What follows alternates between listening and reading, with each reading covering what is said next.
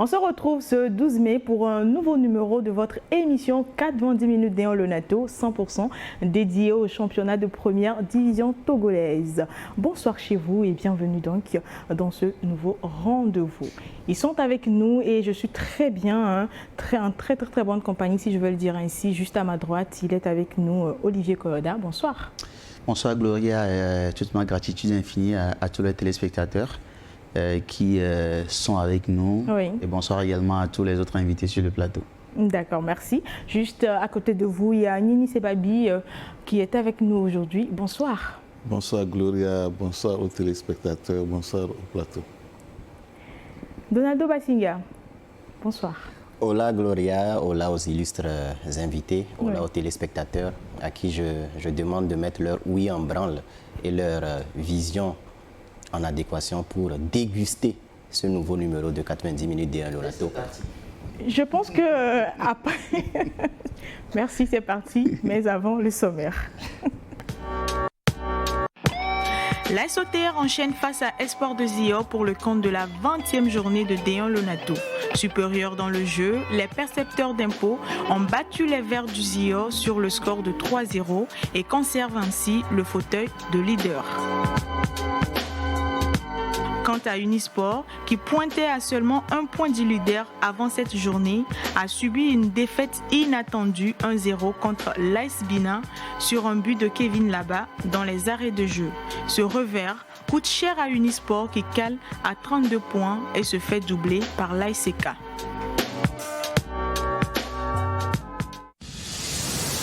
Avec la Lonato, passez de bons moments foot avec le championnat D1 Lonato. Lonato, acteur majeur du développement du football togolais.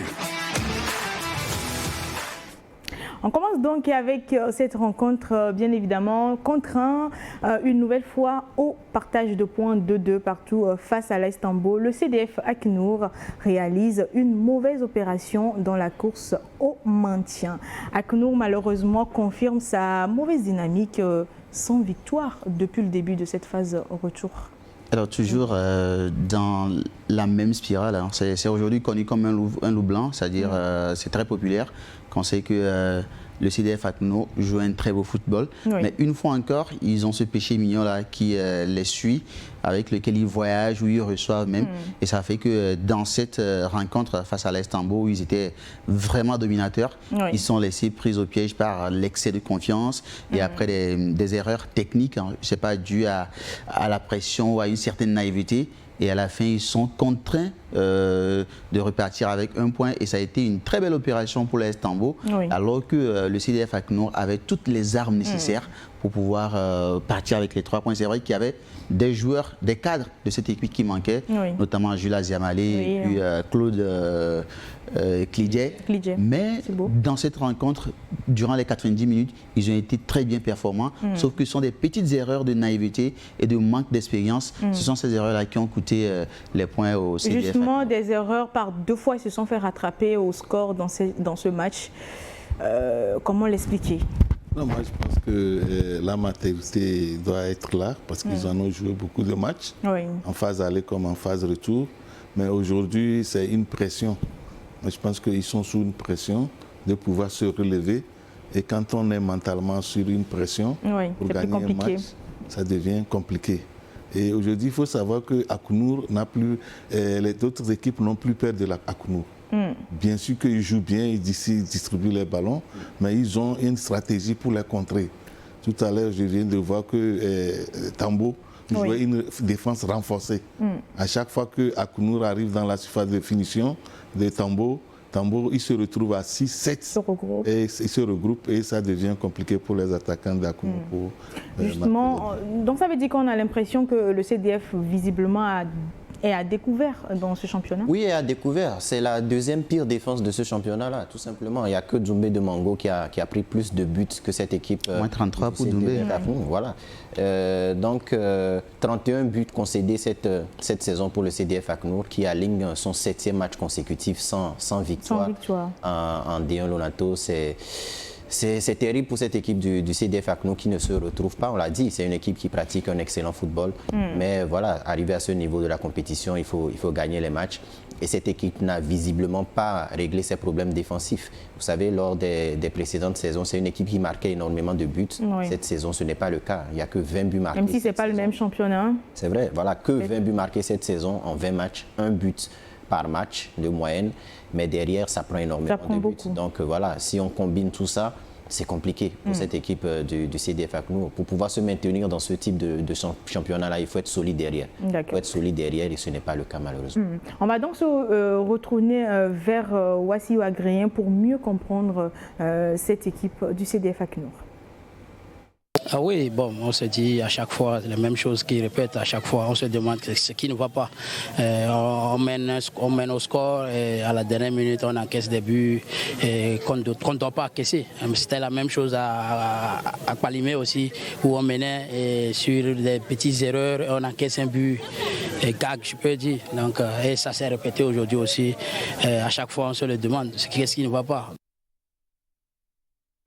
Alors, Nini Sebabi, si le coach lui-même se pose cette question, c'est que c'est hyper compliqué.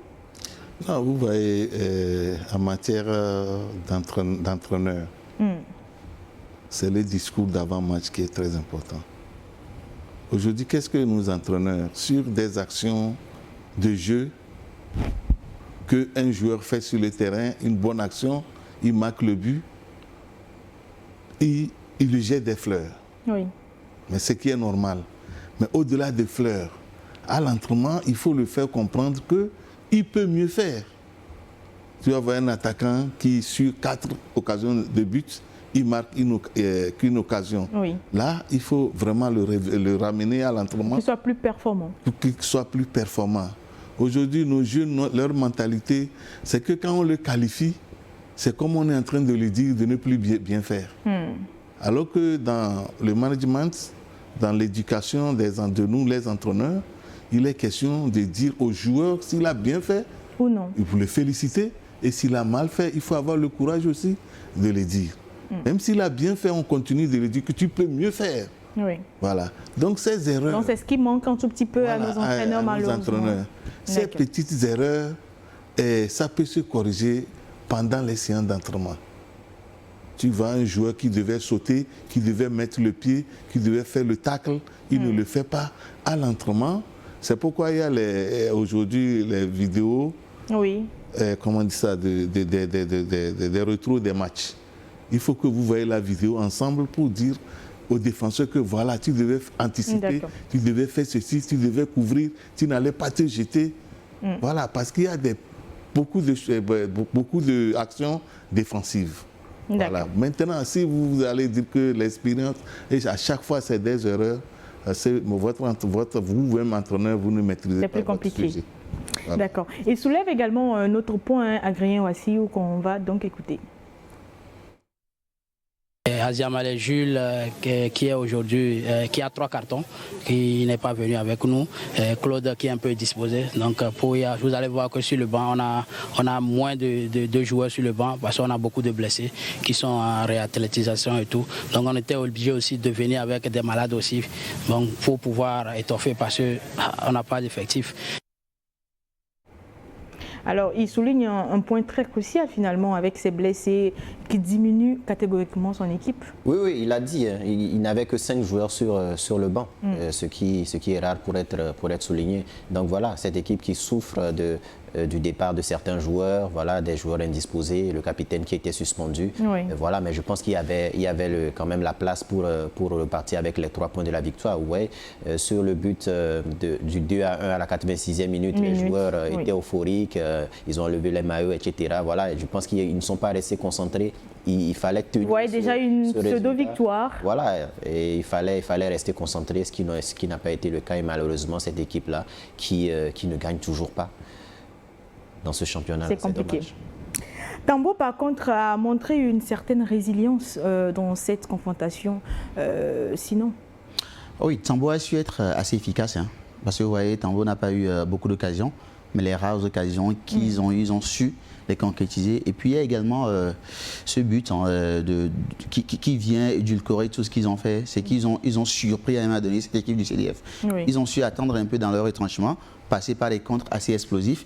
Et quand vous avez des joueurs en face qui, eux, possèdent par des jeux un peu des petites passes comme le tiki-taka comme on l'appelle, et vous allongez, vous passez par des passes directes et même des essais. Je pense que ça a été un point positif pour eux. L'entraîneur, peut-être, hein, quand on l'écoutera, il disait qu'il est venu pas pour forcément avoir les 3 points, parce qu'il sait qu'en face, il joue une équipe très joueuse sur la pelouse. Du coup, il a su appliquer une certaine stratégie. Et je le disais hein, déjà lors des précédents plateaux, l'équipe de CDF ACNUR est aujourd'hui très bien connu. On arrive à vraiment lire leur jeu et proposer une contre-offensive. Et c'est ce qui s'est encore révélé une fois sur le stade de Kara la dernière fois. Ils n'ont pas su garder vraiment cet ADN-là de leur jeu, parce qu'en face, on a un entraîneur qui a su mettre en place un système qui répondait également à ce qu'eux proposent. Et c'est vrai, menés à 2 reprises, ils ont su puiser dans leurs ressources pour revenir au score et avoir le point de nul. Le ressenti de Komla Apignan pour vous? C'est mieux que 0. Un point en déplacement, faire tout ce trajet-là, plus de 250 km, prendre un point et retourner comme ça c'est bon. C'est mieux que Bredouille quand même. C'est mieux que Bredouille, je pense qu'un point, comme il dit, c'est très bien pour le moral. Oui, ils sont en déplacement, effectivement. Et puis, CD ACNUR avait besoin d'une victoire. Donc, ça veut dire que le match a été très serré, comme il a dit. En déplacement, revenir avec un point, c'est déjà une bonne chose pour Tambo. Autre interview de Komla Apignan également dans cette émission. Depuis le départ du coach principal, ça fait notre 5e match aujourd'hui. Nous avons fait 2 matchs nuls, 2 victoires et 1 défaite. Bon, c'est le travail quand même qui continue. Nous sommes dans la continuité au fait.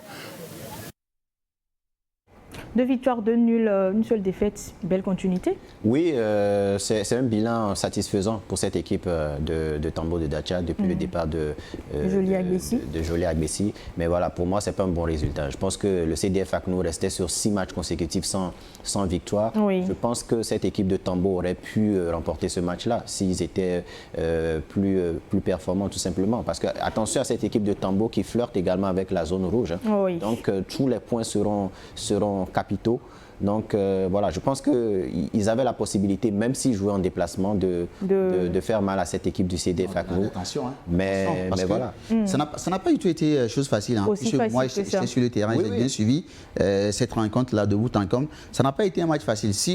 Quand l'entraîneur dit ils ont pris le point, c'est mieux que Bredouille, c'est qu'il a senti vraiment ce qui s'est passé sur la pelouse. À un moment donné, le CDF avait vraiment cette envie-là d'aller chercher, de gagner. Parce que 6 journées sans aucune victoire. Ils savent qu'ils sont dans la zone rouge et c'est très compliqué. La porte de la 2e division s'ouvre grandement pour le CDF ACNUR. Donc ils étaient sous une pression. En 2 battants. Et oui, je pense dans ce match face à Tambo, j'ai vu des joueurs qui vraiment ont montré de la détermination et de l'envie. Sauf que le péché mignon, les diables reviennent toujours. Ces mauvais diables-là, la déconcentration, comme on le dit, chasser le naturel, il revient au galop. Ils ont essayé de se concentrer, de donner le maxi. Mais après, vous voyez les buts qu'ils ont encaissés, comme l'entraîneur le disait, c'est des buts gags.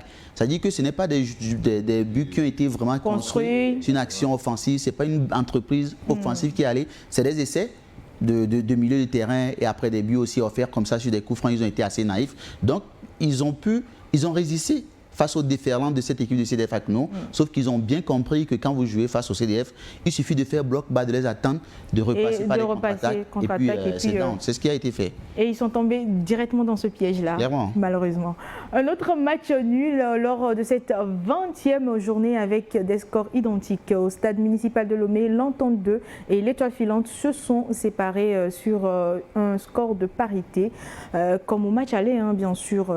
Pourtant, les jaunes et bleus comptent 2 buts d'avance avant l'entame des 5 dernières minutes du temps réglementaire. C'est compliqué. C'est vraiment compliqué. 5 dernières minutes et puis vous faites rattraper. Oui. Mais ils ont pris le premier but à la 88e, le second dans les temps additionnels. Mais oui, c'est compliqué parce qu'aujourd'hui, vu leur position, ça ne devait pas être ainsi. Même si c'était un but à 0, avant les 5 minutes, il doit pouvoir protéger. Conserver. Il doit pouvoir protéger ça, trouver un style de jeu, un système de jeu adéquat pour protéger le but là. Parce qu'aujourd'hui, eux aussi sont mal classés. Oui. Donc, ils ont un nouveau entraîneur avec des nouvelles idées, mais dans l'entrejeu, il faut que l'entraîneur puisse dire aux joueurs à un moment donné du match, conservons le but. Voilà, mais pas les 90 minutes, mais à un moment donné du match où il reste 5 minutes, 3 minutes, il faut que nous puissions conserver notre acquis. Est-ce qu'ils étaient peut-être trop confiants de leur pseudo-victoire à un moment donné? Trop confiant, non. Trop confiant, non, parce que en fin de match, ils ont été rattrapés par un exploit individuel, il faut dire. 2 coups francs directs marqués par le Declan Rice togolais. Voilà, tout simplement. Declan n'a marqué que 2 coups francs en un seul match.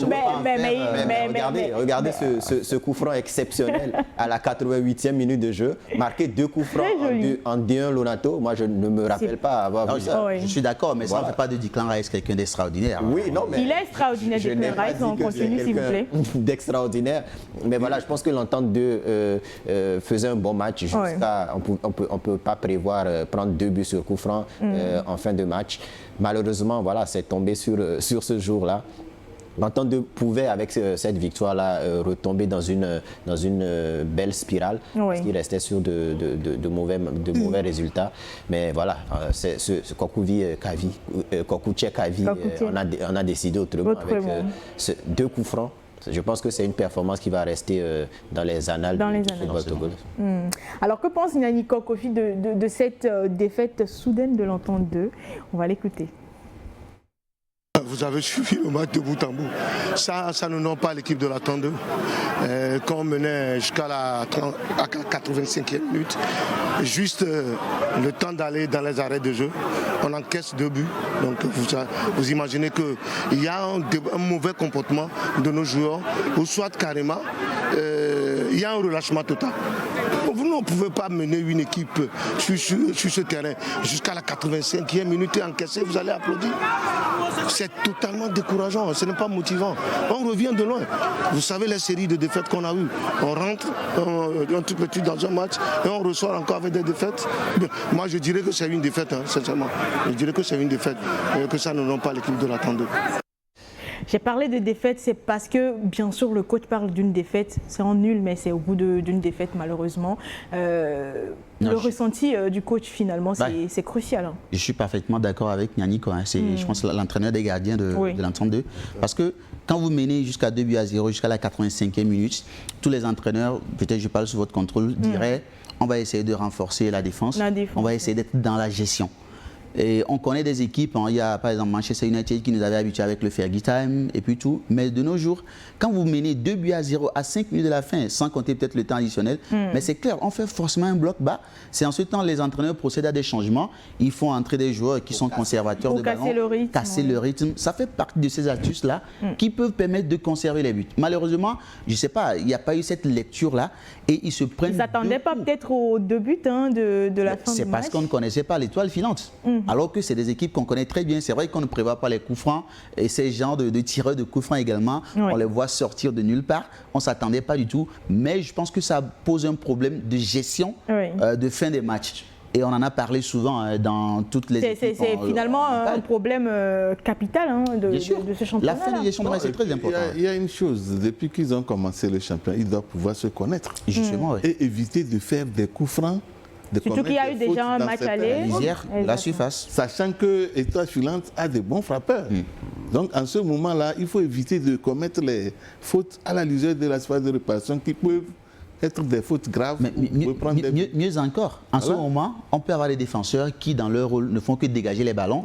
Et devant un milieu de terrain, un attaquant qui peut conserver, qui peut garder la balle, utiliser un peu la verticalité, aller même dans le coin de poteau pour faire des petites astuces comme ça pour conserver et puis faire gagner le temps. Casser le rythme également, on l'a dit, avec des petits coups francs ou bien des fautes assez, je sais pas, voilà, assez malines. Enfin, c'était l'étoile filante qui aussi avait besoin d'une victoire et qui finalement a pu retirer de ce match un nul. Alors Samia Galé nous explique en fin de match ce qui est à l'origine de ce résultat. Très loin. Si on voit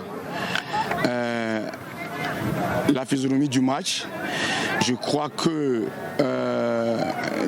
dans les faits de jeu et avec le contenu, et ce point est mérité. Même, je dirais, que si on n'avait pas fait des erreurs individuelles, je ne saurais pas qu'on serait couru derrière les 2 buts. Mais on avait une équipe en place qui s'est jouée aussi, et nous voulons aussi jouer comme nous l'avons fait la semaine passée. Je ne sais pas, c'est la situation qui mes joueurs n'arrivent pas à se dégager et à jouer comme des bonhommes. Ils sont un peu crispés, je les connais parce que voilà, ce qu'ils proposent à l'entraînement, le contenu, et ce qu'on a proposé aujourd'hui, c'est le jour et la nuit. Coach Galé parle d'un résultat normal pour lui, mais il soulève aussi un problème, erreur individuelle. Est-ce que vous l'avez décelé aussi dans cette équipe de l'étoile filante? Oui, il y a eu des erreurs individuelles. Quand je prends le premier but de l'entente 2, voilà, il y a eu une faute rapidement jouée, les joueurs n'étaient pas placés. Voilà, à ce niveau de la compétition, c'est des erreurs à ne pas commettre, tout simplement. Quand il y a une faute, on place quelqu'un devant le ballon tout simplement avant voilà, on voit le défenseur. En fait, on reviendra. Hein. Il ne regarde même pas. Il se réveille au moment de la frappe, c'est trop tard, il y a but. Voilà, donc oui, compte tenu du scénario du match, c'est un bon point pour l'étoile filante de Lomé. Mais avant ce match, je pense que cette équipe-là envisageait remporter ce match parce que ça fait un 4e match d'affilée sans victoire. Oui. Attention à cette équipe de l'étoile filante également qui n'est pas très loin de la zone rouge. Il peut aussi dégringoler très rapidement. Également, voilà. Donc voilà, il faut que cette équipe se réveille. C'est une équipe qui joue bien, qui avait bien commencé cette phase de retour-là. Mais attention, il faut recommencer à gagner les matchs parce que ça revient très très fort derrière. Prochaine journée, Gbolessoul, étoile filante. Que pense faire Galé pour cette rencontre? On va l'écouter. C'est une équipe, à ce que j'ai vu sur les vidéos, une équipe athlétique, compacte, qui a de l'engagement. Maintenant, je sais que c'est un sacré client, mais nous aussi, nous allons nous préparer parce que nous ne serons pas des victimes consentantes. Nous avons les armes, nous allons nous préparer pour ce match. C'est presque un début puisque Anéro n'est pas loin. Et voilà, on va essayer. Ils ont gagné à l'Allier. Oui, ils ont gagné 2-1. J'ai tous les résultats. Maintenant, c'est aussi à nous de les gagner chez nous. C'est ce que nous allons essayer de faire. Ce qui est sûr, il n'y a pas de consentement pour une défaite à Néro pour l'étoile filante. Non, mais ce qui est sûr que, comme vous l'avez dit, Gbolessoul aussi en a besoin des points. Parce qu'à l'heure actuelle, ils évoluent en dents de scie. Oui. Rien n'est plus comme à la phase aller où ils essayaient de glaner les points par rapport au match. Mais ce que je peux dire en ce match, c'est que ça serait très difficile à l'étoile filante de battre Gbolessoul, s'en sortir à Anéro. Parce que là, si Gbolessoul se fait battre là-bas, lui aussi, il risque de s'enfoncer dans ce championnat. Mais le facteur X aussi, c'est que Gbolessoul retrouve un peu des sensations de haut de classement. Oui. L'appétit vient en manque. Mais on n'oublie pas aussi que Gbolessoul a des difficultés à jouer à domicile. Non, c'est vrai. Donc ça peut être un facteur majeur pour l'étoile filante de surfer là-dessus. Non, mais après aussi, c'est vrai qu'on a des difficultés, on a la pression de jouer à domicile et puis tout. Mais vu que Gbolessoul commence pas maintenant, savoir qu'ils ont la possibilité de remonter, d'être champion, c'est possible. Voilà, d'être champion. Oui. Donc, comme je l'ai dit, l'appétit ne commence pas à venir du côté Gbolessoul. Peut-être que l'objectif en début de saison, ce n'était pas le même objectif. Ça peut changer au cours du temps.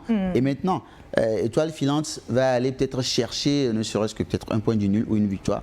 Mais une fois encore, ce ne sera pas mission facile parce qu'il y en a qui étaient en mission ailleurs et qui sont allés je ne vais pas tomber dans votre piège. Dans quelle optique Anton 2 appréhende sa prochaine journée? On va suivre.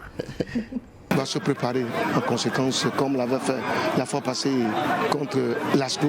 À défaut de la victoire, on doit ramener un match nul. Victoire ou au pire des cas, un nul, c'est très important pour l'entente 2. C'est important pour l'entente 2.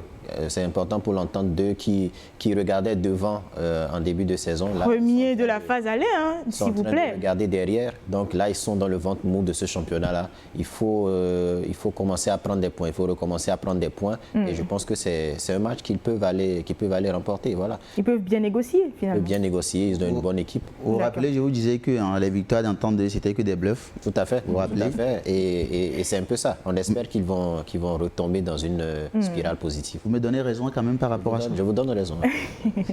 Après la défaite de la 19e journée contre l'AC Barracuda, les Cornes de la Bina renouent avec la victoire en épinglant Unisport de Sokodé. Film de la rencontre avec Joachim Soko. Les Cornes de la Bina ont entendu la 92e minute pour épingler les académiciens de Colombey. Une partie équilibrée avec beaucoup d'occasions vendangées de part et d'autre. Dès les premières secondes, c'est Unisport qui s'est illustré dangereux dans le camp adverse. Mais le tir de Marouane Boukari est dévié en corner par le portier Sani Urogafo de l'AS Bina. Le coup franc de Mieso Kodjo heurte le poteau pour l'AS Bina avant de rebondir. Quelques minutes plus tard, Abdou Ouro envoie la balle sur Kosiga Christian qui tire sur le portier et ce dernier envoie la balle en corner. D'autres occasions de but se multiplient mais sans succès. C'est sur ce score de 0 but partout que Ahmed Domé Vicencia, l'arbitre de la rencontre, envoie les deux équipes au vestiaire. La deuxième partie a démarré avec beaucoup plus d'intensité. Dans ce cafouillage, Unisport avait la possibilité de scorer, mais la défense des Cornes de la Bina a réel le danger. Dans cette belle combinaison d'Unisport, le tir de Afo Marouf, entré en jeu en seconde partie, n'inquiète guère le portier de l'AS Bina. Il fallait donc attendre le temps additionnel où Unisport dominait pour voir l'AS Bina renverser la tendance en inscrivant l'unique but de la partie par l'entremise de Kevin Laba entré en jeu dans la deuxième partie. 1-0 donc pour les Cornes de la Bina devant les académiciens de Colombey, score final. On dira l'essentiel, c'est les 3 points. Oui, pas les 3 points. Vous savez, le coach de l'AS Bina est l'ancien coach du sport. Ça veut dire que le match a été très, très serré. Ils ont misé sur beaucoup de choses pour prendre les 3 points au niveau de Unisport. Et c'est un défi pour lui. Parce que là, il faut que Unisport sache qu'il a perdu un entraîneur au passage. Mais ce que je viens de remarquer, c'est que Unisport a vendangé beaucoup d'occasions. Et que la chance était du côté de AS Bina qui, sur une action anodine, a marqué un but salutaire. Parce que là, AS Bina aussi n'avait pas gagné il y a la journée, temps. Oui. Voilà, donc c'est un 3 points bien pris qui va les consolider dans le classement. 3 points bien pris, Olivier. Oui, c'est 3 points. Et puis, c'est vrai que dans l'ensemble, on peut parler de peut-être une domination de Unisport, certes. Mais vous savez, peut-être une domination. Clairement, mais il y a eu de la réponse. Vous savez, avant cette rencontre, Unisport était sur une très belle spirale. C'est 2 spirales assez différentes. Parce que sur les 5 derniers matchs de l'AS Bina, il y avait une seule victoire. Alors que de l'autre côté, on avait une équipe de l'Unisport qui, en 19 journées, avait perdu que 3 fois. Il y a eu la double rencontre face à Espoir où ils ont perdu et aussi une défaite face à l'ASK. Donc c'est une équipe qui titillait le haut du tableau et sur le papier c'était une équipe favorite par rapport à l'AS Bina. Malheureusement il y a eu l'AS Bina qui avait fait un très bon match face à l'AC Barracuda à Lomé ici, mais ils perdent 1-0 et vous savez quand vous perdez un match vous avez 2 sentiments, soit vous êtes déçu et vous descendez, soit vous prenez ça pour une motivation. Donc ils ont pris cette défaite face à l'AC Barracuda après avoir fait un très bon match comme une motivation et on a vu aussi ce que ça a donné sur le terrain et je vais saluer la performance XXL du gardien de l'AS Bina qui a fait des arrêts pas possibles. Aujourd'hui, je ne vais pas me poser la question de savoir qui est le meilleur gardien du championnat togolais, ce championnat très passionnant. Je mettrai une pierre sur ce gardien, mais aussi saluer le coaching bien payant de Bonfoy Arimiao. Il y a eu des changements du côté d'Unisport qui ont beaucoup apporté. Ça fait que le milieu de terrain de l'AS Bina était complètement aux abois. Mais la belle lecture de Bonfoy a permis. Je vais prendre la perche que vous me tendez finalement pour écouter Bonfoy Arimiao peut-être mieux nous expliquer la stratégie adoptée pour cette victoire. Je crois qu'il fallait insister par rapport aux différentes occasions qu'on s'est créées. C'est vrai, depuis la première partie, on s'est créé d'énormes occasions et on n'a pas pu scorer comme la dernière fois, mais on s'est dit qu'aujourd'hui, ça devrait passer. Et là, nous avons insisté et à la dernière minute, nous avons pu marquer ce but. À croire qu'il faut insister pour que ça paye? Il faut insister pour que ça paye. C'est une très très grosse performance pour cette équipe de l'AS Bina. Parce que Unisport, déjà, c'est la meilleure attaque de ce championnat, tout simplement avec 31 buts marqués. C'est très très rare de battre cette équipe d'Unisport sans qu'Unisport ne marque. Ce n'est arrivé qu'une seule fois cette saison et c'est le FC Espoir de Zio qui l'avait fait lors de la 16e journée, exactement 2-0. Après, il y a eu 2 autres matchs où Unisport n'a pas marqué, où ça s'est soldé par un score de 0-0. Sinon, tous les autres matchs, tout simplement, il y avait ça. Donc, tous les autres matchs, l'Unisport a toujours marqué au moins un but. Donc, c'est une grosse performance pour cette équipe de l'AS Bina. Voilà. Ils ont souffert dans le jeu. Voilà. Prince Olivier a parlé du gardien qui a fait une énorme performance également. Donc, voilà, belle victoire tactique également pour Bonfoy Arimiao. Cette équipe qui restait sur une série négative, là, il remporte ce match-là. Félicitations à l'AS Bina, tout simplement. Félicitations à l'AS Bina, mais ça n'enlève en rien hein, le match qu'a fait Unisport de Sokodé. Et on va donc écouter le coach Ouro Bodi nous en parler. Au cours d'un match de jeu, il y a toujours 3 scores. Ce n'est pas une défaite, match nul ou bien une victoire. Aujourd'hui, le bon Dieu nous a réservé une défaite même qu'on n'a pas voulu. Le vin consommé, le vin tiré dans le bas, donc on est obligé d'accepter. Ce n'est pas un problème, l'adversaire a eu la chance. Et regardez, c'est vers la fin qu'ils ont eu la chance. Et en football aussi, n'oubliez pas que quand vous jouez au football, vous arrivez à avoir assez d'occasions, vous n'arrivez pas à les concrétiser, ça revient à vous, ça revient sur vous. C'est ce qui s'est passé, puisqu'on a eu plein d'occasions, l'adversaire même, vous savez, avait paniqué, on a eu assez d'occasions, à un moment, on a pris le match en compte, mais malheureusement que les jeunes confondaient la vitesse et la précipitation. Ah, cette histoire de vitesse et précipitation, c'est assez compliqué hein, pour les joueurs et même pour les coachs de ce championnat, Nini Sebabi. Finalement, vous savez, le football, c'est... La finalité même, c'est marquer des buts. C'est gagné. C'est gagné. Et gagner, c'est pour marquer des buts. Mais si vous n'avez pas du sang-froid, de la concentration devant les buts, vous allez penser que vous allez tirer comme ça et marquer, mais vous tirez à côté. C'est pourquoi ça demande une concentration perpétuelle. À chaque instant, à chaque minute. C'est pourquoi les attaquants ils doivent être toujours concentrés. Ne pas se faire distraire par les arbitres, ne pas se faire distraire par leurs défenseurs, par des faits de jeu, par le public. Oui. Mais maintenant, est-ce que nos joueurs ils ont cette concentration? Ils atteignent le chaud et le froid par rapport au match. Certains matchs, ils vous sortent un jeu de finition extraordinaire, impeccable.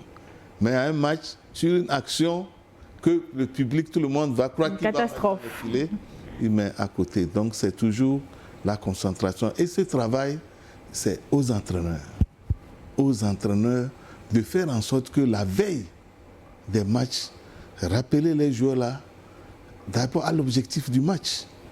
Le match là, si on le gagne, voilà ce qui va nous arriver. Si on le perd, voilà ce qui va arriver aux joueurs et à notre équipe. Donc faire en sorte que, appeler les attaquants, ils doivent d'abord être collectifs.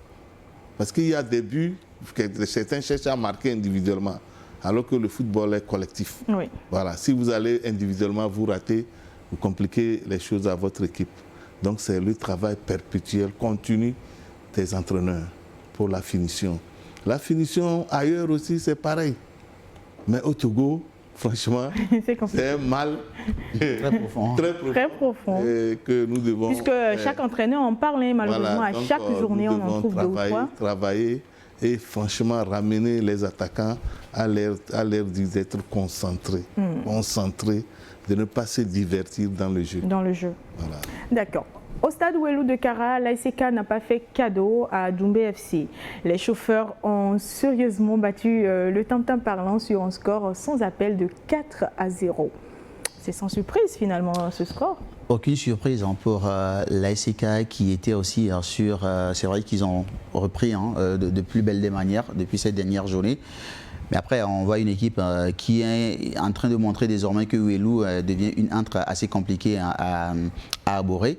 Et la victime, cette fois, ça a été, je veux dire, c'est distributeur automatique de points et de buts hein, pour les équipes adverses. C'était Djoumbé. On a vu que la journée précédente, ils avaient fait 1-0. Ah ouais. Et donc, l'entraîneur nous disait qu'il reste 6 journées et que désormais, ils vont essayer de faire des nuls et puis monter. Malheureusement, ils sont tombés sur une équipe qui avait soif et qui avait vraiment envie de gagner, de montrer également qu'ils sont présents avant le derby qui va arriver face à ASCO. Donc, c'était une très belle performance collective avec des joueurs qui étaient excellents dans leur compartiment, la défense, le milieu comme l'attaque. Et ça a donné, très tôt, ils ont marqué. Et puis après, c'était une balade hein, face à cette équipe de Djoumbé qui aussi n'était pas très mal. Mais le problème, c'est qu'on est tombé sur une équipe de l'ASK, les conducteurs ou les chauffeurs, je ne sais plus trop, qui avaient vraiment soif de victoire et 4-0. C'était assez salé, mais ça aurait pu être plus lourd que ça.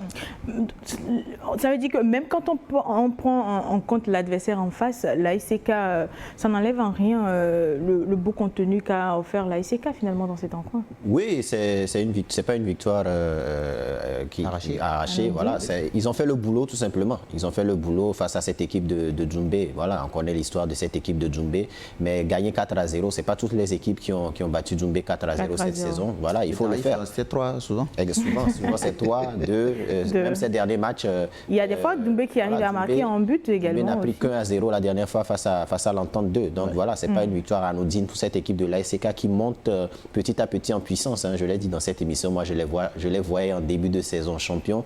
Même si cette saison, le jeu ne me convainc pas vraiment.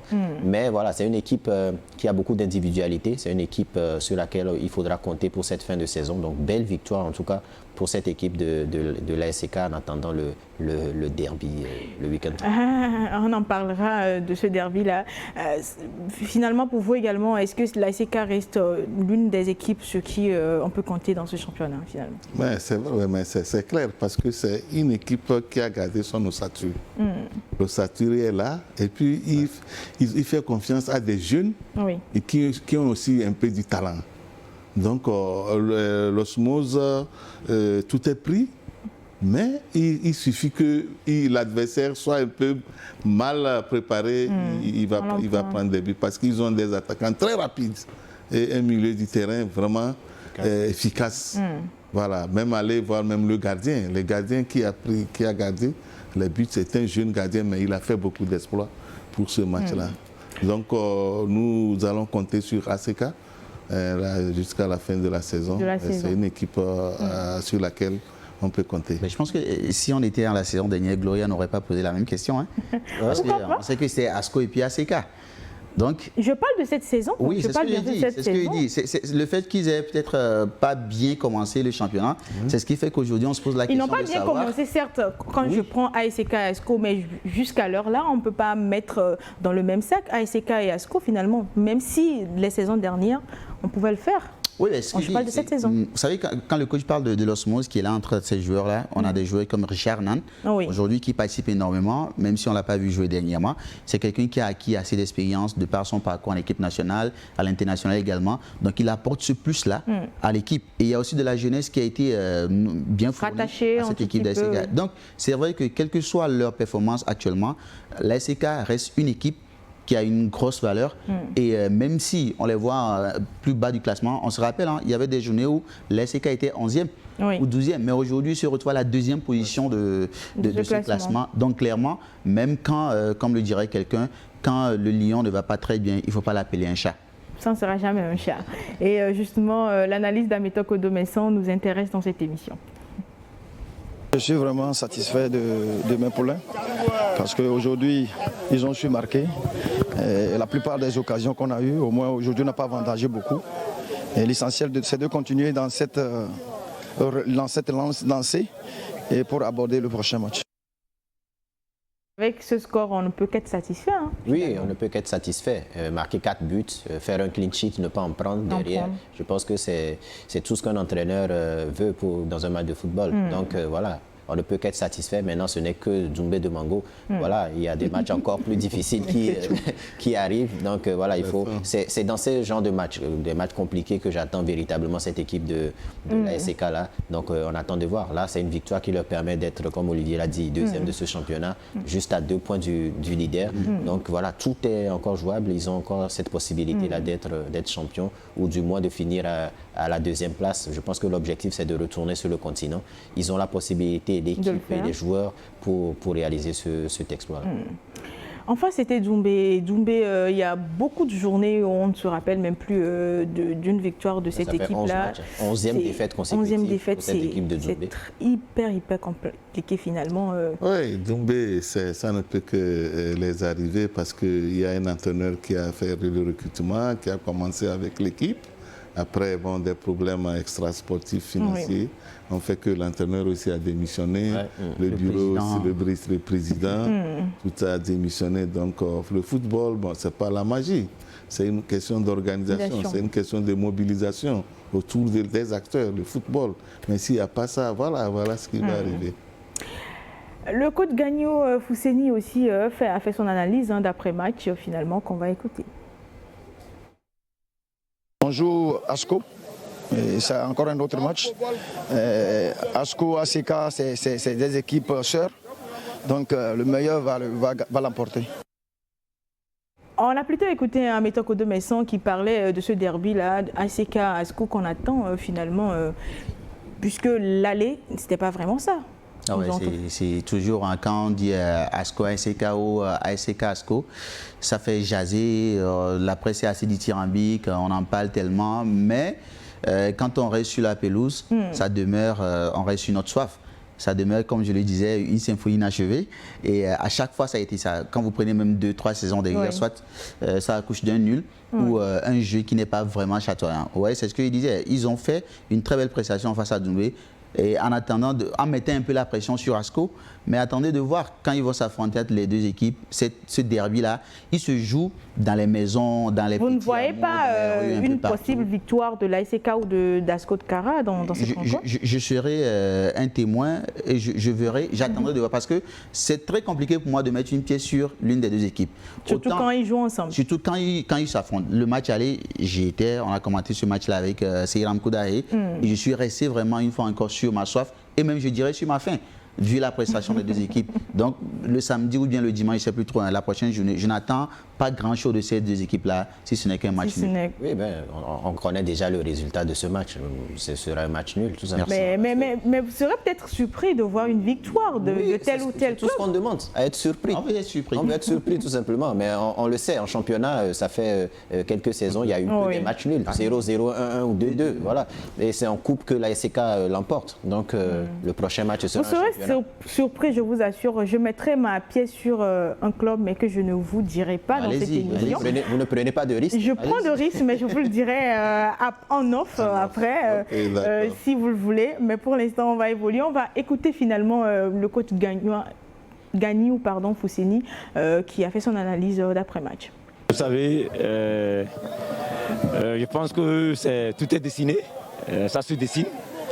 Et on accepte quand même ce qui arrive. Vous savez, ça on dirait c'est un sort.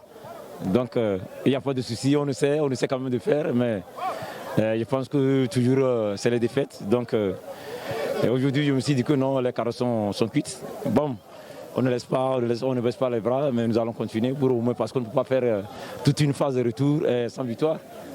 Donc maintenant mon objectif c'est d'avoir au moins 1-2 victoires pour dire que non, au moins l'équipe n'est pas quand même nulle. On a toujours écouté ce coach qui a été toujours optimiste, mais malheureusement pour cette journée, il dit les carottes sont cuites. Ça dit que finalement, il a vu que ça sera compliqué de sortir de cette zone rouge-là. Je pense que sa conclusion est tardive. Hein. Et nous c'est vrai. En fait, à part le coach Bonfo, le coach Urobody de Nisport, c'est l'un des coachs avec lesquels j'aime discuter souvent après. Toujours souriant. Voilà, après les matchs. Son body language, ça nous donne l'impression d'avoir quelqu'un qui est très confiant, qui est toujours optimiste, avec un sourire large qu'il affiche toutefois, toujours. Quoi qu'il arrive. Et il nous dit maintenant que les carottes sont cuites. Alors que nous on a vu les carottes être cuites depuis. Non, mais je pense Vous n'avez pas le même gaz. Hein, non, je pense qu'il savait. Il savait depuis un moment que c'était fait. Maintenant, voilà, maintenant il peut le dire parce que voilà, mathématiquement c'est presque cuit. Peut-être que ce qui l'a plus animé pour dire que les carottes cuites, peut-être que c'est le score. Oh ouais, les 4-0, c'était trop lourd. C'est lourd. Ça fait qu'il a compris que franchement...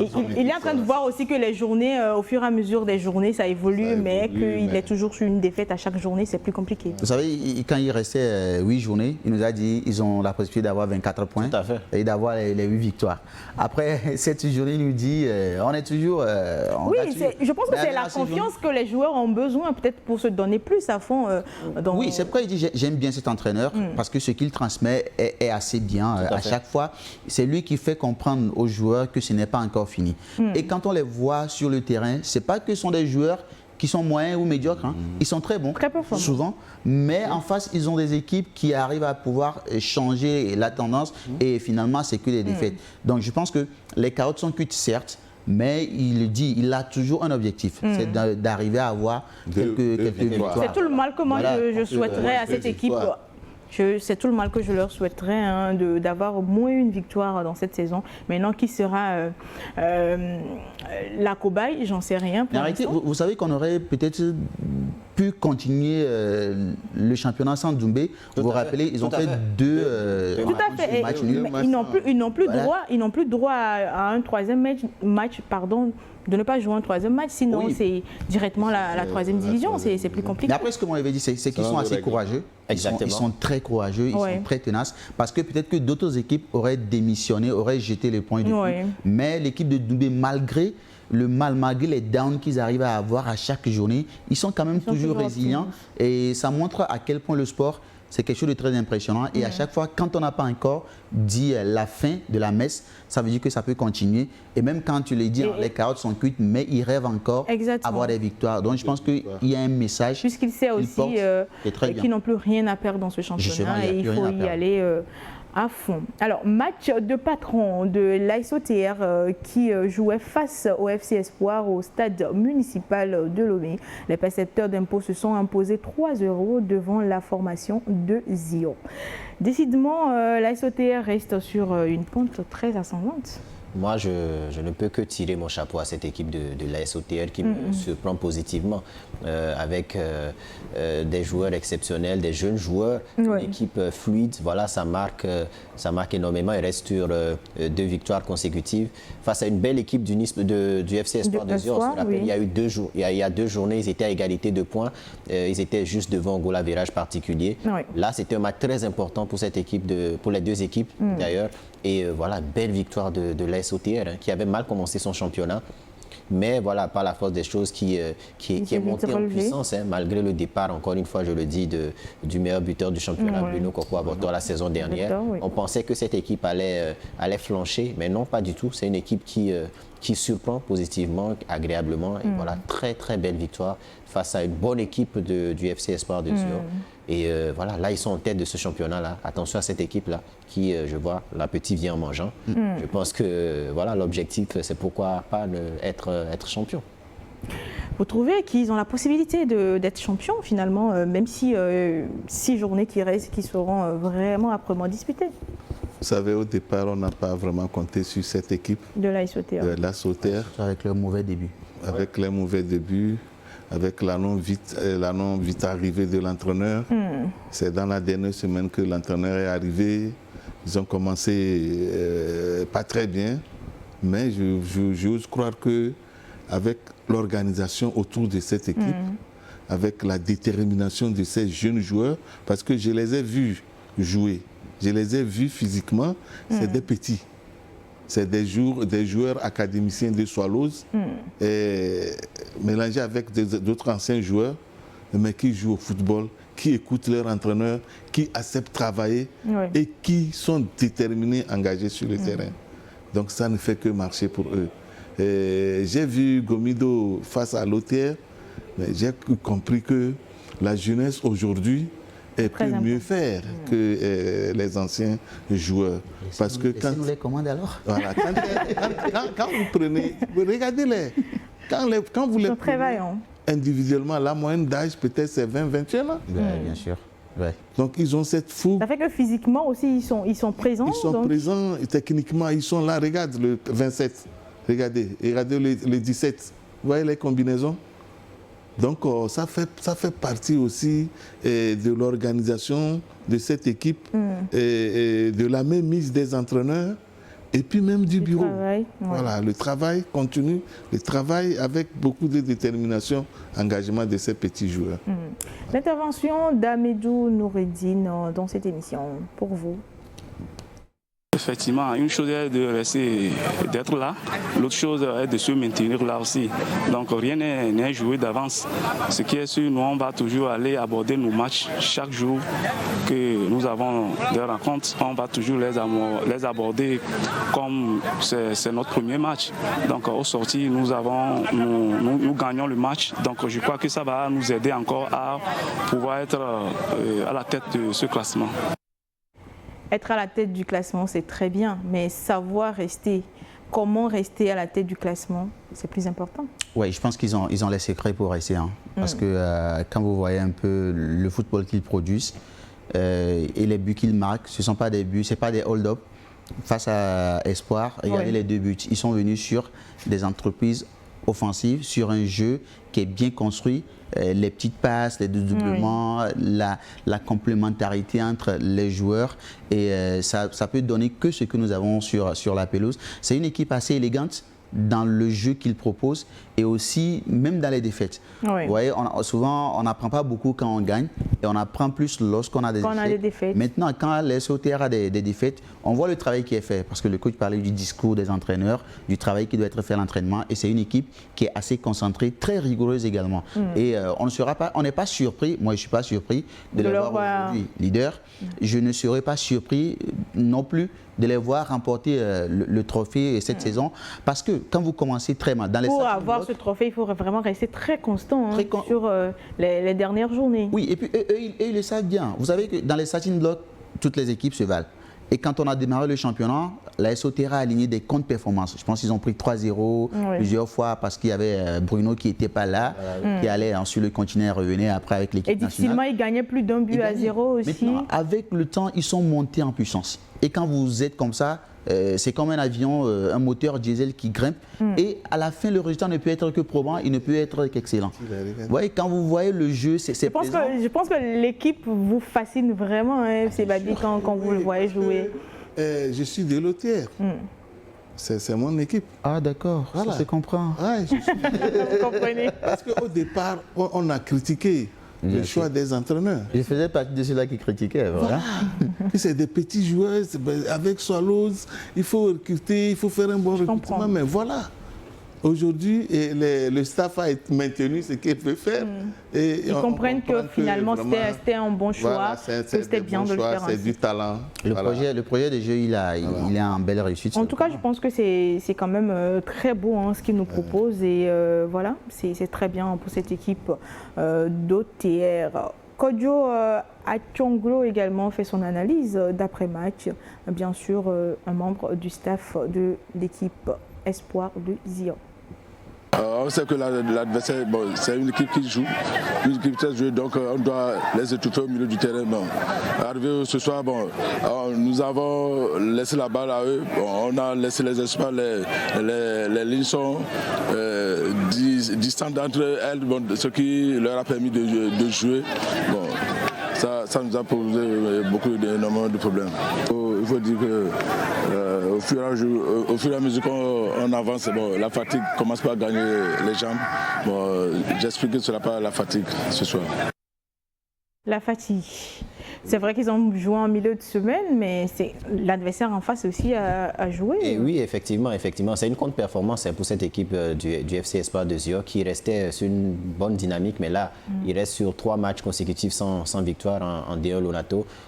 Voilà, je pense que c'est une défaite qui fait vraiment mal. Ça fait 2 défaites consécutives, c'est une défaite qui fait mal. La preuve, Théophile Bola, il n'est pas venu en conférence de presse, ça veut dire qu'il était sûrement très, très énervé de ce résultat-là. malheureusement, qui fait décrocher le FC Espoir de Zior au classement. Voilà, ils n'ont pas existé dans ce match, malheureusement, face à une très très bonne équipe de l'AS OTR. Donc voilà, il faut rapidement qu'ils reprennent le chemin de la victoire s'ils veulent rester dans ce petit championnat. Et ce n'est pas impossible, ils peuvent toujours revenir, mais il faut commencer à gagner les matchs. D'accord. Alors, il n'y a pas eu que ces matchs dans cette journée, il y a eu également d'autres rencontres. L'AC Barracuda qui est en train de remonter la pente. Les Poulains de Ouadialantam ont dominé Gomido 1-0.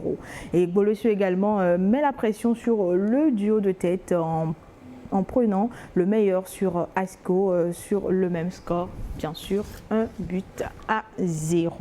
Et donc, ces résultats qui nous donnent un classement. L'AS OTR qui est premier avec 36 points, leader bien sûr, poursuivi par l'ASK et Bolesou. Asco qui se stabilise à la 6e place avec 30 points. Le premier de la phase allée. Asco qui est à la 5e place, pardon, et avec l'Espoir de Zior qui est à la 6e place. On retrouve Otombo à la 10e place avec 24 points et malheureusement la zone rouge qui est inchangeable depuis des journées. Bien sûr le CDF Aknour avec 18 points et Djoumbé avec 8 points. Un classement qui est très serré. Très serré. Oui, très serré. Ce sera difficile actuellement de sortir un peu l'équipe qui peut se tirer d'affaire parce que je pense qu'il n'y a que 6 points entre le premier relégable et je pense, le premier non relégable. Non, 4 points seulement 4 points. Entre l'Étoile filante et puis le CDF Aknour. Et 4 points seulement entre le premier relégable et puis le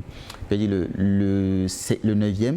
Qui est l'AC Barracuda, ça veut dire que toutes ces équipes-là qui sont, même l'AS Binan, de la 8e jusqu'à la 12e place, ne sont pas encore tirées d'affaire. Tout peut arriver, donc le plus important c'est de pouvoir... Même la SOTR peut se retrouver en bas du classement. Ils peuvent descendre également. C'est pourquoi il dit il n'y a aucune équipe aujourd'hui qui peut... voilà, il n'y a aucune équipe qui est vraiment assise dans un fauteuil pour se dire, confortable. C'est joué. C'est joué, à part peut-être Doumbé qui a aujourd'hui, je vais dire, les 9 orteils, en deuxième division et qui attend le 10e parce que l'entraîneur a dit que les carottes sont cuites. Donc toutes les autres équipes ont besoin d'être dans une victoire constante, ce qui n'est pas faisable parce qu'en face également on a des équipes qui doivent aussi chercher à avoir des victoires. Donc ça reste très serré, c'est pourquoi je vais corroborer les propos de Donaldo quand il dit que le championnat togolais est le championnat le plus passionnant de l'Afrique de l'Ouest. Exactement. Merci. Alors, statistiques pour le compte de la 20e journée. Les filets ont tremblé à 19 reprises avec une moyenne de 2,71 buts par match. Et on a les 7 matchs qui sont joués à l'extérieur, on a 71,63% de victoires à l'extérieur. Ça veut dire que c'est très bien. 5 victoires toutes acquises à domicile contre seulement 2 matchs nuls. Ça veut dire qu'à domicile, chacun doit être chef finalement. Oui, chacun doit être chef. Voilà une journée assez prolifique. Pour une fois, vous m'invitez dans une émission où il y a beaucoup de buts. Merci. Et pour une fois, oui, oui, on a voir. Exactement. Et voilà, les équipes, vous savez, l'accumulation des matchs. Oui, on a voir. Exactement. Et voilà, les équipes, vous savez, l'accumulation des matchs, ça fait très mal aux équipes. Donc, il vaut mieux recevoir dans ce genre de match. Et voilà, la statistique est claire. 5 victoires à domicile, aucune à l'extérieur. Voilà, donc voilà, c'est un peu la fatigue plus le voyage, c'est pas un compo parfait. C'est exactement ça. Merci, cher monsieur. La pause s'impose à nous. On va y aller donc et on va revenir juste derrière.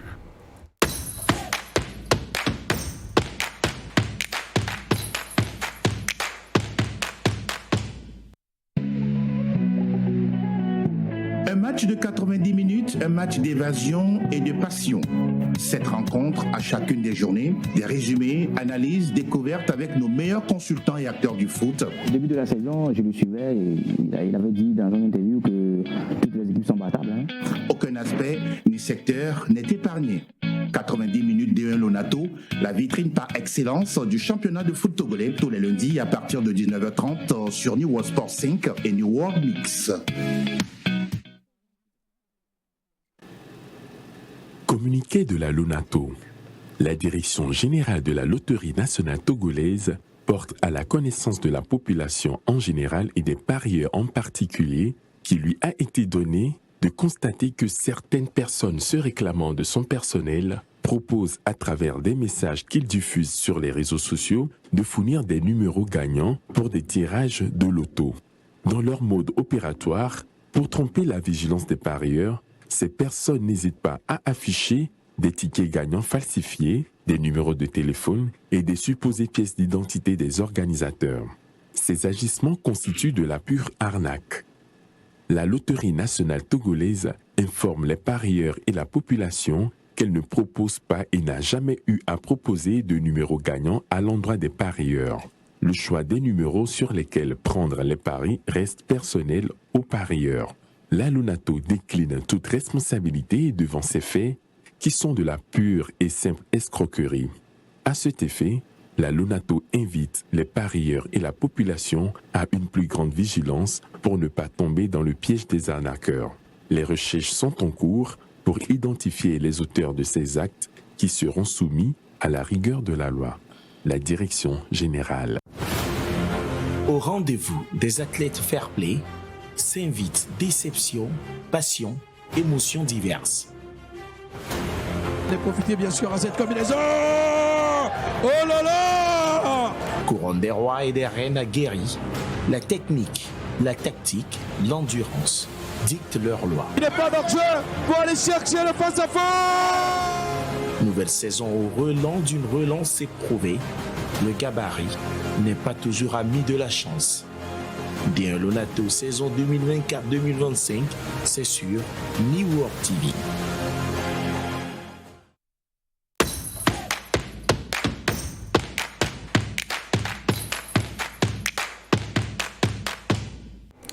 Deuxième partie de l'émission, on commence avec Fait de la journée.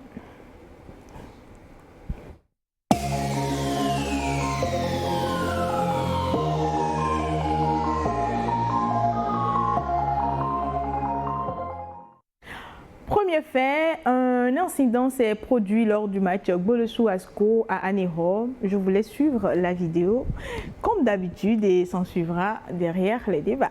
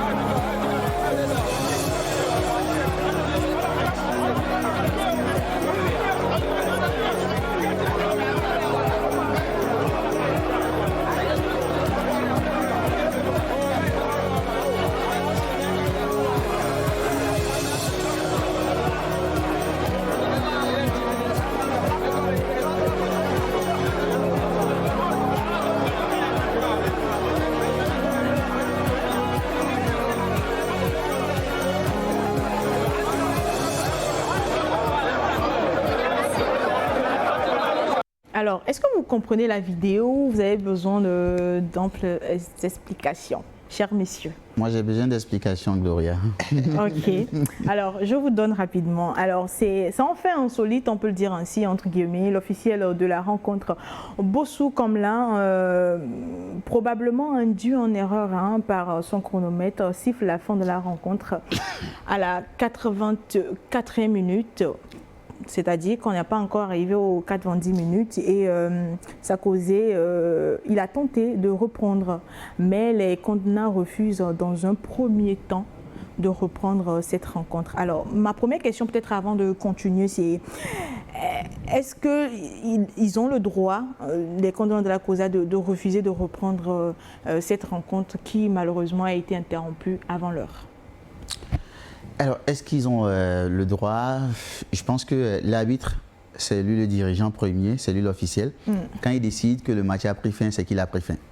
Et donc, suite à votre explication, je comprends que l'arbitre a mis terme au match avant que le temps n'arrive. Oui. Ce n'est pas une première. Ce n'est pas la première fois qu'on voit ce genre de choses arriver dans le football. Oui. Et je pense que vous vous rappelez bien la CAN qu'on a suivie sur nos antennes ici en exclusivité. Oui. On a vu l'arbitre zambien, Sikazwe, qui avait sifflé la fin du match à la 85e minute. Oui. Et après, c'était lors du match entre Tunisie et Mali, pendant que je pense le Mali menait 1-0. Oui. Voilà. Et après, qu'est-ce qui s'est passé? Les Tunisiens ont refusé carrément de revenir au premier abord. Ils ont refusé. Mais je me rappelle que le match a été poursuivi.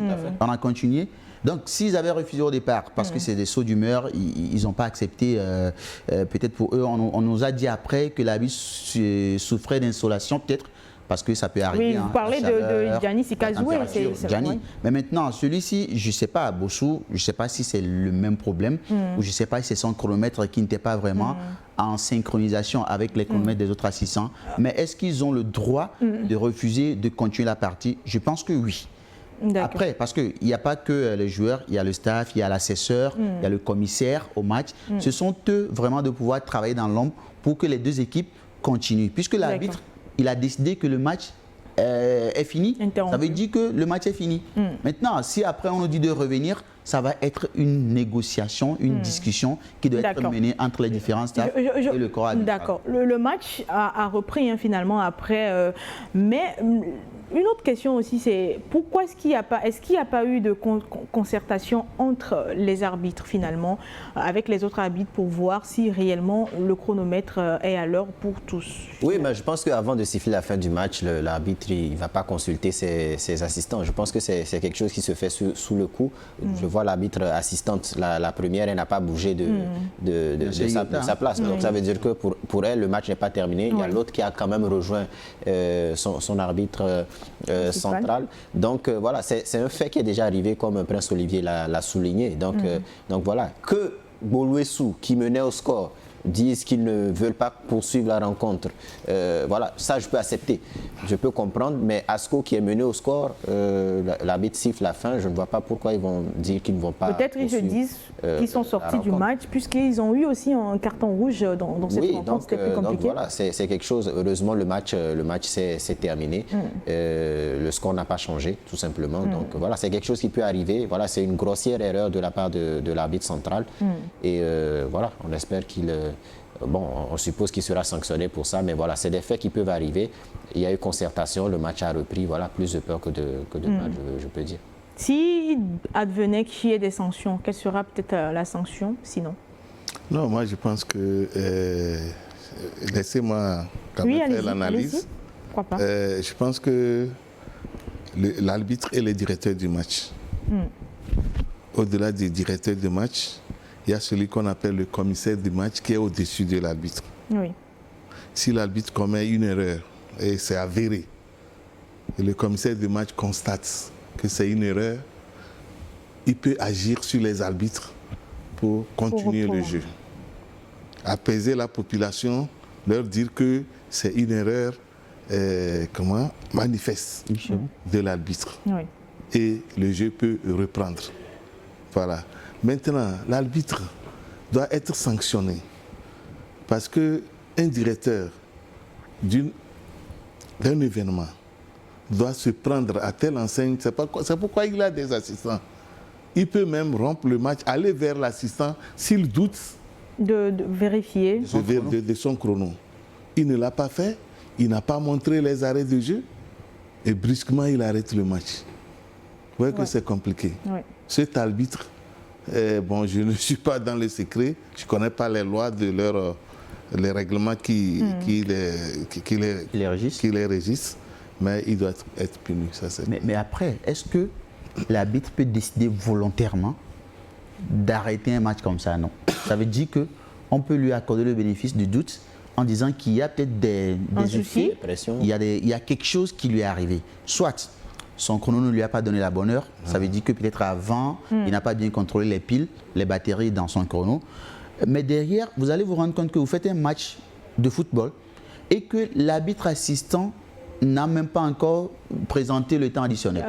Alors que la plupart des matchs, on sait qu'il y a forcément des temps additionnels dus au changement ou à certains arrêts de jeu. Il peut arriver des matchs où il n'y en a pas. Ça veut dire que ces événements, il ne les a pas encore vécus, mais il décide d'arrêter le match. Ça veut dire que peut-être le problème peut être ailleurs aussi, ça peut Justement, être c'est ce que je dis. C'est pourquoi je me dis, après, on peut peut-être le sanctionner, mais il faudra qu'on fasse vraiment une enquête pour voir ce qui lui est arrivé. On lui pose des questions. Qu'on lui pose des questions. Voilà. Même s'il n'y a pas de temps additionnel, c'est à lui de dire que, OK, il y a 0 minute de temps additionnel. Donc voilà, à partir de ce moment-là où il n'y a pas eu ça, siffler la fin du match, c'est forcément qu'il a eu un problème, peut-être. Bon, là, on le voit sur les images. Il n'a pas l'air d'avoir un problème particulier, mais ça peut être psychologique, ça peut être beaucoup de choses. Pour Sikazou, on ne le savait pas, mais après, on a appris que c'était une insurrection. Vous savez également qu'au cours du match, il y a une communication permanente entre l'arbitre et puis ses assistants. Entre les quatre. Entre les quatre. Et l'assesseur aussi qui est là dans le coin, qui observe, lui aussi parfois peut aussi apporter des informations. Le commissaire au match également peut constater des faits et interpeller les arbitres pendant que cela se passe. Maintenant, vous voyez le comportement de l'assistante qui est restée toute figée, toute droite comme un piquet, qui ne réagit Elle ne comprenait pas peut-être. Elle ne comprenait pas, mais je pense qu'elle était la plus proche. Parmi les assistants, elle était la plus proche de l'arbitre. Ça veut dire que c'est elle qui devait être la première à intervenir pour lui faire comprendre que mon cher collègue, il y a un souci.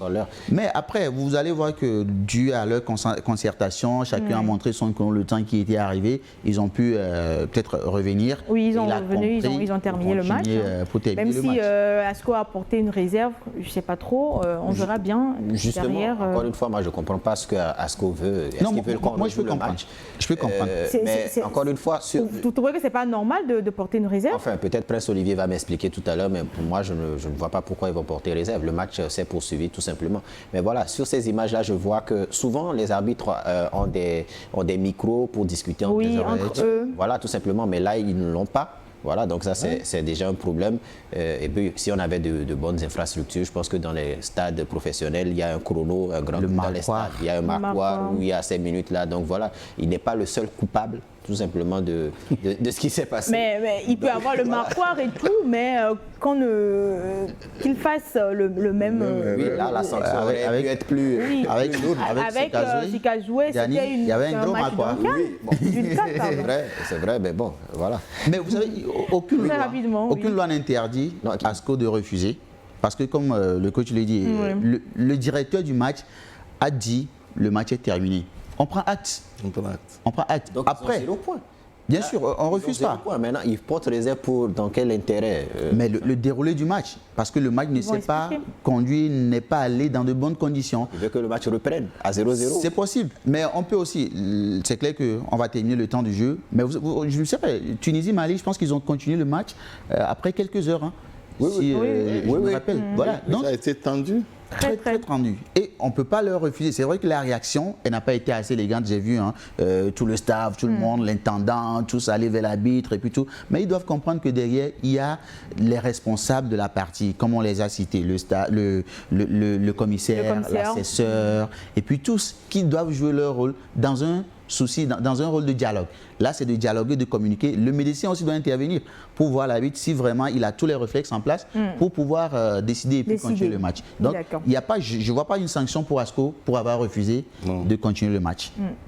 Mais c'est juste que vous ne comprenez pas pourquoi une réserve. Je comprends pas. En tout cas, tant qu'on peut faire une réserve technique, pourquoi pas le faire finalement dans cette rencontre. Puisque le directeur technique national est voilà. Il faut faire une réserve technique. Très important. Mais reprendre le match.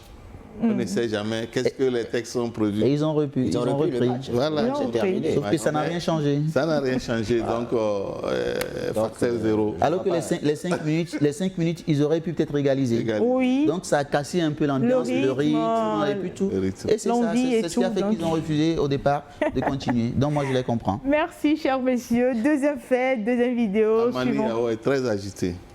Comme à l'habitude. On le connaît avec son C'est quand même un Mani Yao. Hein. Deuxième fait, comme je le disais tantôt, deuxième vidéo. On va suivre ensemble et on revient derrière.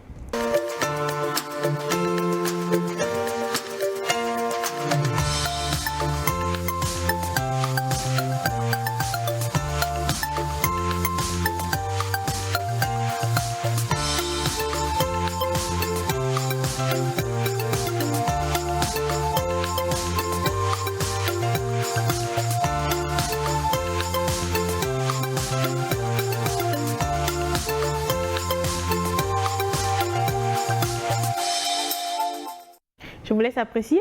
Vous comprenez? Non, je ne comprends pas. Vous allez m'expliquer, je suis sûr. Ah, moi j'ai compris. Vous avez compris? Allez-y, merci. Moi aussi j'ai compris. C'est lui. Vous avez oublié que la vidéo précédente, vous n'avez rien compris. Hein, donc, allons-y. Parce que cela m'est arrivé. Ah oui. Une fois, quand j'étais aux commandes de l'AS Douane. Oui.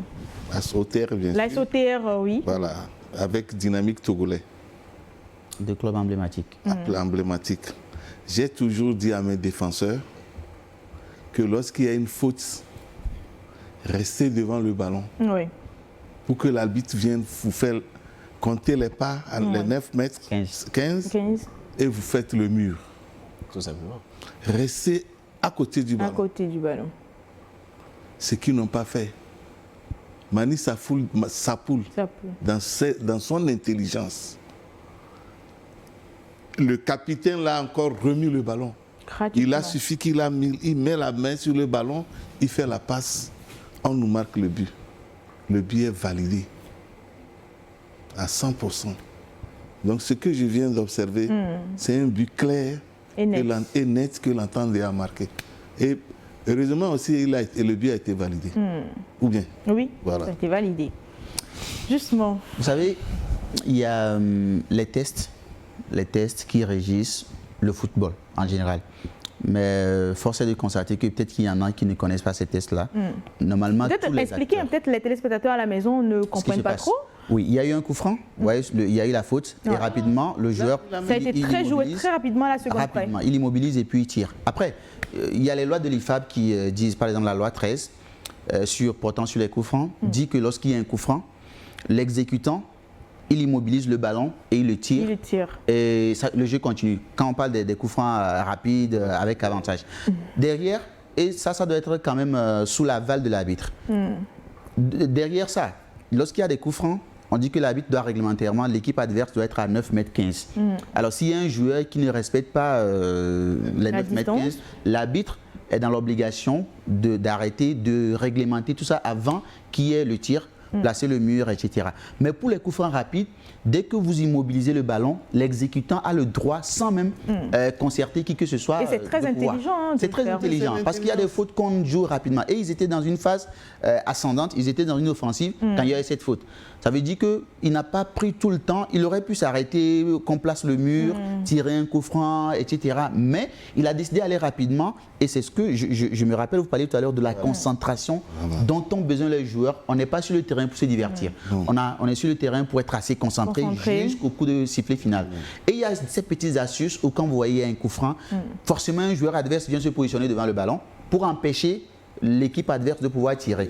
C'est pour éviter ce genre de coups francs assez rapides. Donc il n'y a rien qui refuse ou bien qui interdit aux joueurs de jouer assez rapidement lorsqu'ils mobilisent le ballon. Même si les autres joueurs ne sont pas dans les 9,15 m réglementaires, dès qu'il a immobilisé le ballon et qu'il joue rapidement, c'est validé, c'est valable. Et ça a été un très beau but marqué. Donc je ne vois pas ce qu'on doit se reprocher. Avant votre avis, on va plutôt écouter le coach Gallet qui a donné son avis sur cette action de jeu. Contesté parce que je ne veux plus rentrer dans ce débat, mais ce que moi je dis, et les images seront parlantes, quand un arbitre siffle un coup franc et qu'il lui-même tourne le dos, comme mon joueur aussi, n'a pas vu comment la faute a été exécutée et on joue derrière lui et il voit que le ballon devant, normalement il devait revenir parce que sa position devait se positionner pour voir quand et comment la faute a été exécutée. C'est ce que je revendique, pas plus. Donc les images montreront, puisque l'arbitre a tourné le dos au coup franc et il n'a vu que le ballon devant lui. Et en plus, il a montré le sifflet. Donc quand il montre le sifflet, c'est qu'il veut dire que je vais siffler avant que vous n'exécutez la faute. Donc tout cela n'était pas fait, mais il accorde le but. Voilà, c'est lui seul qui est le maître. Il a décidé ainsi. La vie continue. L'arbitre avait vraiment montré le sifflet? Non, l'arbitre n'a pas montré le sifflet. Je pense qu'il a parlé à chaud. De la colère. Tout simplement. Voilà. Je pense que Prince Olivier et le coach ont été clairs. C'est la règle, tout simplement. Lorsqu'il y a un coup franc comme ça, moi, je peux dire que c'est bien fait pour ces joueurs de l'étoile filante. Parce que je suis défenseur. Quand on fait une faute, la première chose, c'est de se placer devant le ballon. Pour empêcher que ce soit tiré rapidement. pour permettre à mes coéquipiers de se placer, de se regrouper. À partir du moment où l'attaquant joue rapidement, tant que, encore une fois, l'arbitre ne monte pas le sifflet, parce que c'est ça, l'arbitre dit, en montrant le sifflet, il dit d'attendre mon coup de sifflet. Tant qu'il ne le fait pas, l'attaquant ou le tireur de coup franc a le droit de jouer rapidement, tout simplement. Donc ils ont été rapides, ils ont été prompts. Les défenseurs de l'étoile filante n'étaient pas concentrés. On voit un défenseur qui va vers celui qui fait la faute, qui va parler à l'arbitre. On voit le défenseur qui en veut à son gardien, alors que voilà, le jeu n'a pas été arrêté, tout simplement. Donc voilà, j'espère que cette action va apprendre, va servir de leçon. Peut-être pour tous les clubs. Voilà, pour tous les clubs, tout simplement, pour tous les clubs. Quand il y a une faute, on reste concentré, on se parle après, voilà, tout simplement. Quand le jeu n'est pas arrêté, on n'a pas le droit de faire autre chose, on doit être concentré. Et par rapport à ce que le coach a dit, non, l'arbitre, il était en face du ballon, il voyait très bien ce qui se passait, il n'a pas montré le sifflet, donc tout simplement, c'est un but parfaitement... Une erreur qu'ils ont faite, finalement, les joueurs. De la part de l'étoile filante. Et qui a payé cash. Bien joué de la part de l'entente 2, voilà, il y a but, clairement. Deuxième interview de Gallet, avant votre réaction à vous, s'il vous plaît. On va écouter. Ce serait la même, parce que je sais que si je vais en parler, même je ne voulais même pas en parler. Mais comme je sais que j'aurai les images, c'est pourquoi je le dis, parce que c'est les images qui me contesteront. Et je crois que je ne dis pas qu'on va les partager, mais on va les analyser. Attention, je ne veux pas dire ici que ce n'est pas que la faute des arbitres, puisque même mes joueurs comme l'arbitre, on tourne le dos au ballon. Et ça, à ce niveau, pour mes joueurs, c'est inacceptable. Ça, je veux le dire en clair et net. On ne peut pas siffler un coup franc à cette position et on tourne le dos et je ne sais pas ce qu'il raconte avec son gardien. On exécute et c'est gravissime. Inadmissible pour Gallet, la réaction de ses joueurs finalement. Oui, même dans son premier interview, quand il a parlé, j'ai compris quelque chose. Je ne savais pas qu'il faisait allusion à ce coup franc. Oui. Parce qu'il a dit ce que les joueurs démontrent à l'entraînement, c'est pas ça qu'ils jouent sur le terrain, sur le match, au cours du match. Je pense qu'il les aurait prévenus sur ces aspects de jeu rapide sur les coups francs. Parce que tout entraîneur, nous le disons, moi-même je l'ai dit, si vous avez un coup franc, jouez-le rapidement. Sur l'inattention de l'adversaire, vous marquez le but. Et le but est chose. Mais si c'est le contraire, un coup franc contre nous, placez-vous, voilà. C'est le béaba. Ça, c'est clair. Mais après, moi, sa première réaction, je ne l'ai pas comprise parce que je me demandais si on a suivi le même match. Exactement. Parce que quand il dit l'arbitre a tourné le dos, je n'ai nullement vu ça. Lorsqu'il dit l'arbitre a demandé qu'on attende son coup de sifflet, je n'ai pas vu ça non plus. Je ne sais pas de quoi il parlait, mais sa deuxième réaction me permet de dire que je valide parce qu'il a dit qu'il veut voir les images avant de contester. Peut-être il se serait peut-être embrouillé et il voulait mieux comprendre. Justement, parce que si sur la première réaction, vous dites l'arbitre a fait ci et ça, et en deuxième, vous dites vous allez voir les images, moi je lui dis clairement merci, heureusement qu'il suit la D1 Lonato, il a la possibilité de voir ces images en direct et en rediffusion, en différé, il verra tout ça. Donc, il aura la possibilité de se faire une idée. Et ce que j'ai vraiment aimé aussi, c'est le fait qu'il rappelle à ses joueurs que c'est gravissime et c'est inacceptable. C'est ce qu'on dit tous ici. C'est clair, c'est ce qu'on dit tous ici. Vous ne pouvez pas, dans une phase comme ça, moi j'ai loué aussi très bien l'intelligence des joueurs de l'entente. Parce qu'ils étaient sur une attaque. Et là, le coup franc arrive, on aurait pu attendre. L'arbitre, l'équipe adverse place le barrage, ça va prendre trop de temps. Mais quand on se rend compte que manquer ce but-là, manquer le coup de pied, parce qu'on n'a pas tous des Declan Rice dans cet effectif.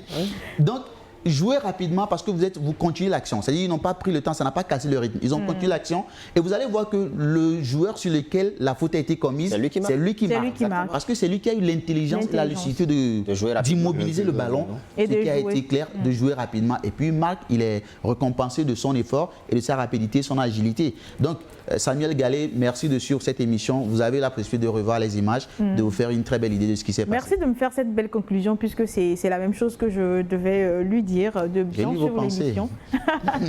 Merci bien. Alors, je pense qu'on va rapidement surfer sur la J21 avec des rencontres Doumbé, AS OTR, ASCO, ASK, le derby de la COSA qu'on attend également de pied ferme. Unisport en 32, Gomido, Aspina. Pour ne citer que c'est là.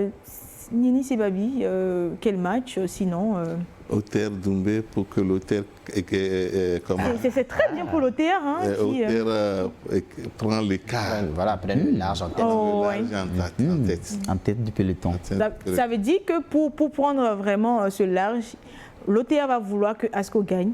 Ça les arrange mieux. Même un nul. Ou un nul. Un nul. Parce que, comme on le disait, on prédit un nul entre ASCO et ASK.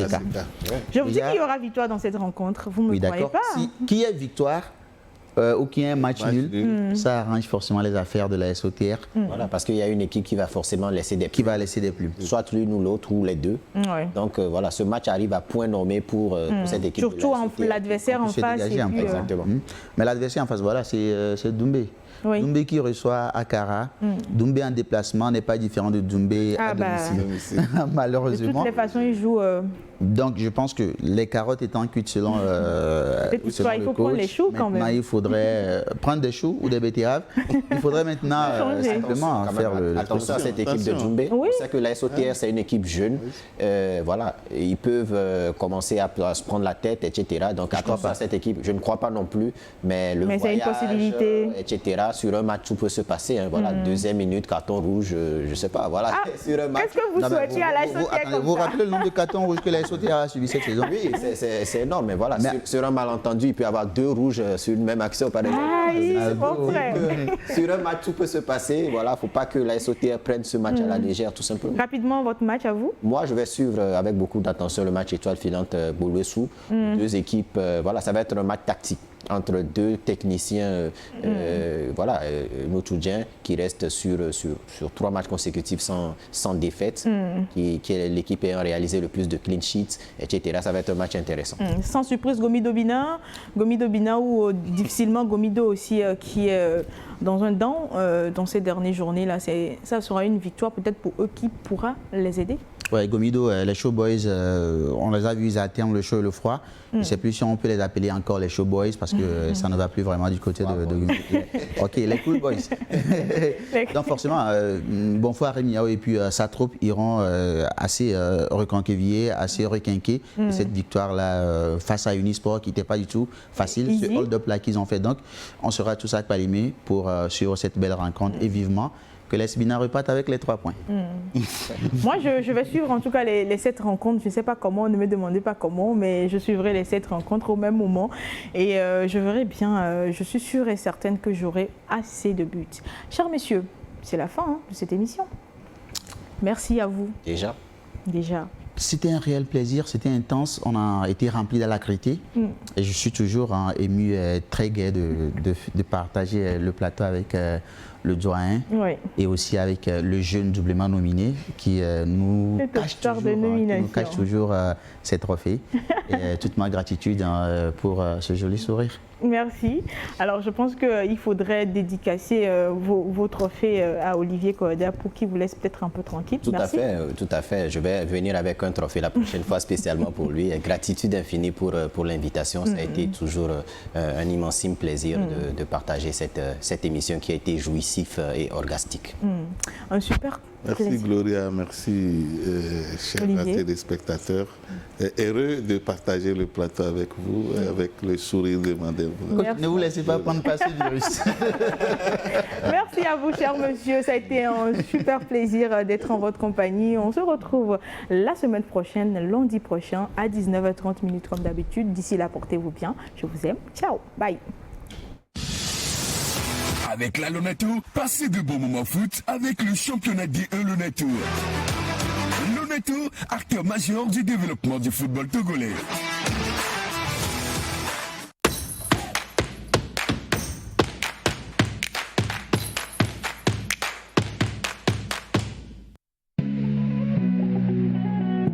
Un match de 90 minutes Foot, un match d'évasion et de passion. Cette rencontre à chacune des journées, des résumés, analyses, découvertes avec nos meilleurs consultants et acteurs du foot. Au début de la saison, je le suivais et il avait dit dans une interview que toutes les équipes sont battables. Aucun aspect ni secteur n'est épargné. 90 minutes D1 Lonato, la vitrine par excellence du championnat de foot togolais tous les lundis à partir de 19h30 sur New World Sports 5 et New World Mix. Communiqué de la Lonato. La Direction générale de la Loterie nationale togolaise porte à la connaissance de la population en général et des parieurs en particulier qu'il lui a été donné de constater que certaines personnes se réclamant de son personnel proposent à travers des messages qu'ils diffusent sur les réseaux sociaux de fournir des numéros gagnants pour des tirages de loto. Dans leur mode opératoire, pour tromper la vigilance des parieurs, ces personnes n'hésitent pas à afficher des tickets gagnants falsifiés, des numéros de téléphone et des supposées pièces d'identité des organisateurs. Ces agissements constituent de la pure arnaque. La Loterie nationale togolaise informe les parieurs et la population qu'elle ne propose pas et n'a jamais eu à proposer de numéros gagnants à l'endroit des parieurs. Le choix des numéros sur lesquels prendre les paris reste personnel aux parieurs. La Lonato décline toute responsabilité devant ces faits qui sont de la pure et simple escroquerie. À cet effet, la Lonato invite les parieurs et la population à une plus grande vigilance pour ne pas tomber dans le piège des arnaqueurs. Les recherches sont en cours pour identifier les auteurs de ces actes qui seront soumis à la rigueur de la loi. La Direction générale. Au rendez-vous des athlètes fair-play s'invitent déception, passion, émotions diverses. Profitez bien sûr à cette combinaison. Oh là là! Couronne des rois et des reines aguerris, la technique, la tactique, l'endurance dictent leur loi. Il n'est pas d'enjeu pour aller chercher le face-à-face. Nouvelle saison au relent d'une relance éprouvée. Le gabarit n'est pas toujours ami de la chance. D1 Lonato saison 2024-2025, c'est sur New World TV.